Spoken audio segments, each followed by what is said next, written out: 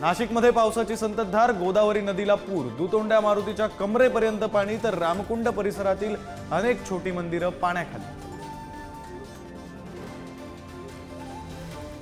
नाशिकच्या गिरणा नदीच्या पुरात अडकलेल्या 12 जणांची सुटका, हेलिकॉप्टरच्या माध्यमातून नदीपात्रातून बाहेर आणलं, मासेमारीसाठी गेले होते 12 जण। महाराष्ट्र, गोवा, कर्नाटकसह देशातील 12 राज्यांमध्ये मुसळधार पावसाचा इशारा। पालघर, पुणे, नाशिक, सातारा आणि रायगडला रेड अलर्ट, तर मुंबई, ठाणे, रत्नागिरी आणि कोल्हापूरला ऑरेंज अलर्ट जारी।